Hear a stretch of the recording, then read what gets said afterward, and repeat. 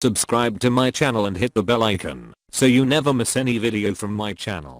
इल्जाम फिर लगाया जाने लगा है कि ये सहाबा के खिलाफ है, ये सहाबा को गालियां देते हैं, ये सहाबा को बुरा बात एक ऐलान कर दिया जाता है, ये करते हैं अपनी तरफ से, और उसके बाद फिर उस पर अगले हाशिए वो खुद लगाते हैं।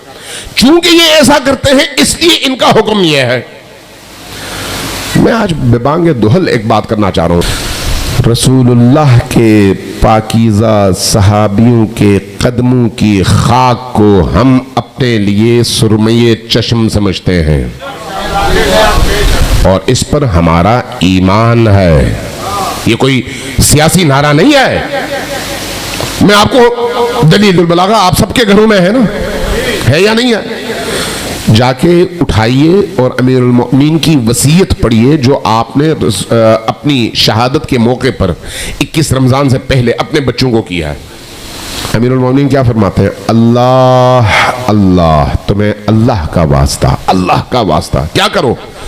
रसूलुल्लाह के असहाब का ख्याल रखो, रसूलुल्लाह के सहाबियों का ख्याल रखो। क्यों इतनी ताकीद है? ताकि बाद में आने वाले कुछ झूठे इसका दावेदार बनकर जो रसूलुल्लाह के सहाबी हैं उनकी तौहीन न करें। रसूलुल्लाह के सहाबियों ने अस्साबिकून अल अव्वलून के तहत बड़ी मेहनत की है इस्लाम को हम तक पहुंचाने में, कोई उसमें दूसरी राय नहीं है। अहलुल बैत का मकाम अपनी जगह, सहाबा कराम ने बड़ी मेहनत की है, बड़ी मुशक्कतें उठाई है, बड़ी कुर्बानियां दी हैं, ऐसी ऐसी कुर्बानियां दी हैं कि हम सोच नहीं सकते। इसलिए सहाबा कराम की मोहब्बत हमारे अंदर की तड़प है, तड़प बिला शक, बिला कोई तरदीद के, तरद्दुद के। सिर्फ एक चीज की तरफ आपकी तवज्जो चाहिए। अल्लाह तबारक व तआला ने इन असहाब को निजात याफ्ता करार दिया और उनकी आखिरत को हुस्नुल मआब करार दिया इस शर्त पर कि वो यत्तबिऊन इहसाना, नबी करीम और उनकी आल की इत्तबा बनहवे अहसन करें। नबी वो हैं जो जिंदगी के आखिरी लम्हे तक नबी करीम और उनकी आल के रस्ते पर पूरी इस्तकामत के साथ खड़े हुए। ऐसे असहाबे नबी के कदमों की खाक पर हम एक दफा नहीं 100 दफा कुर्बान होने को तैयार हैं, 100 दफा कुर्बान होने को तैयार है। इसलिए कहते हैं कि उनका एहतराम हमारे माँ बाप से ज्यादा है, उनका एहतराम हमारी अपनी जानों से ज्यादा है। लेकिन अब इख्तिलाफ तो है, रखें अपनी अपनी जगह। जो जिसको मानता है माने, जो जिसको नहीं मानता इंपोज न करें। अगर आपने इंपोज करना शुरू कर दिया तो कुछ नहीं बचेगा। तवज्जो है मैं क्या कह रहा हूं? अगर आपने जबरदस्ती करने की कोशिश की फिर कुछ नहीं बचेगा। इसलिए कि इल्मी मैदान में कोई माई का लाल आकर मुकाबला नहीं कर सकता। हम कहते हैं कि हक बात करो चाहे वो खट्टा ही क्यों ना हो, तुर्श ही क्यों ना हो। हमारे दोस्त अहबाब कहते हैं कि नहीं, सहाबा कराम के दौर की तारीख न दोहराओ, उसका जिक्र न करो, इसलिए कि वहां पर जो है बहुत सारे मसाइल हैं हमें समझ नहीं आते। आपको समझ नहीं आते, हमें तो आते हैं। जब हमें आते हैं तो फिर हमें ना रोको। अल्लाह पर सबका इत्तफाक है या नहीं है? लेकिन मुसलमानों का एक गिरोह ये कहता है कि अल्लाह जिस्म रखता है, अल्लाह कुर्सी पर बैठा हुआ होता है। ये बुखारी की रिवायात है। अब मैं क्या करूं?